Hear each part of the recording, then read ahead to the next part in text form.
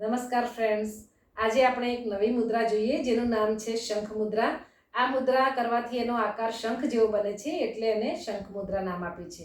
તો સૌથી પહેલા આપણે જોઈએ મુદ્રા કેવી રીતે કરવાની. સૌથી પહેલા તો આપણે સુખાસનમાં અર્ધ પદ્માસનમાં અથવા તો સુખાસનમાં બેસી જવાનું છે. હવે ડાબા હાથની હથેળીમાં જમણા હાથનો અંગૂઠો રાખવાનો.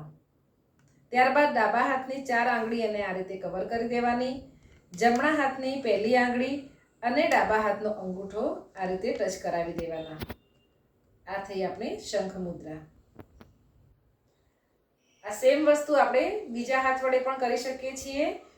જમણા હાથની હથેળીમાં ડાબા હાથનો અંગૂઠો રાખી દેવાનો, 4 આંગળી એને કવર કરી દેવાની. ત્યારબાદ જમણા હાથનો અંગૂઠો અને ડાબા હાથની પહેલી આંગળી આ રીતે ટચ કરાવી દેવાની. આ છે શંખ મુદ્રા. શંખ મુદ્રામાં 10 થી 15 મિનિટ માટે દિવસમાં 2 વાર બેસવાનું છે. હવે આપણે જોઈએ શંખ મુદ્રાના લાભ. તો થાઇરોઇડના પ્રોબ્લેમ માટે શંખ મુદ્રા ખૂબ જ ફાયદો કરે છે.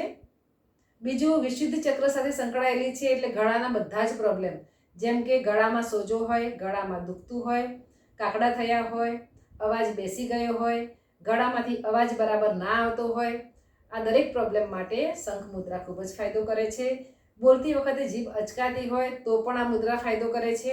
આ મુદ્રા કરવાથી આપણો અવાજ મધુર બને છે, એટલે જે લોકો સિંગર છે અને ગાવાની પ્રેક્ટિસ કરે છે તેમના માટે પણ આ મુદ્રા ખૂબ જ ફાયદો કરે છે.